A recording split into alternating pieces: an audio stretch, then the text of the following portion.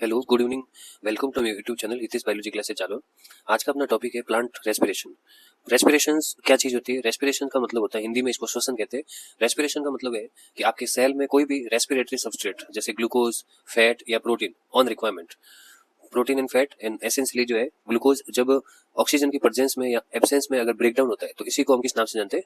Respiration कहते हैं। अब रेस्पिरेशन जनरली दो टाइप में होता है, एक तो प्रोटोप्लाज्मिक रेस्पिरेशन, एक फ्लोटिंग रेस्पिरेशन। फ्लोटिंग रेस्पिरेशन का मतलब होता है कि आपकी बॉडी में रेस्पिरेटरी सबस्ट्रेट जिसका ब्रेकडाउन हो रहा है वो कार्बोहाइड्रेट होता है, यानी ग्लूकोज, या जरूरत पड़ने पर फैट होती है। प्रोटोप्लाज्मिक रेस्पिरेशन का मतलब आपकी बॉडी में जो चीज टूट रही है वो प्रोटीन है। जब प्रोटीन का रेस्पिरेशन होता है तो उसको प्रोटोप्लाज्मिक रेस्पिरेशन कहते हैं। ह्यूमन बॉडी में रेस्पिरेशन कैसे होगा या प्लांट बॉडी में रेस्पिरेशन कैसे होगा? तो देखो, प्लांट ने फोटोसिंथेसिस द्वारा ग्लूकोज बनाया। अब ऑक्सीजन ये बाहर से ले रहे हैं, ये ऑक्सीजन इस ग्लूकोज को ब्रेक डाउन करेंगे और फिर बनाएंगे कार्बन डाइऑक्साइड प्लस वाटर। क्या बनाएंगे? वाटर, जल।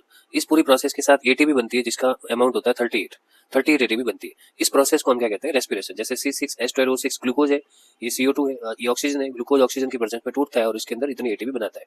रेस्पिरेशन को जनरली दो भागों में डिवाइड किया गया है, एनारोबिक रेस्पिरेशन और एरोबिक रेस्पिरेशन। एनारोबिक रेस्पिरेशन का मतलब होता है कि जब ग्लूकोज टूट के दो एटीपी बनाएगा और साथ ही साथ प्रोडक्ट के रूप में लैक्टिक एसिड या इथेनॉल प्लस CO2 बनाएगा, तो इसको कहते हैं एनारोबिक रेस्पिरेशन। एरोबिक रेस्पिरेशन का मतलब ग्लूकोज टूटेगा जिसको ग्लाइकोलाइसिस कहते हैं, पायरुविक एसिड बनेगा। ये pyruvic acid in case of anaerobic respiration lactic acid में कन्वर्ट होता है या इथेनॉल में।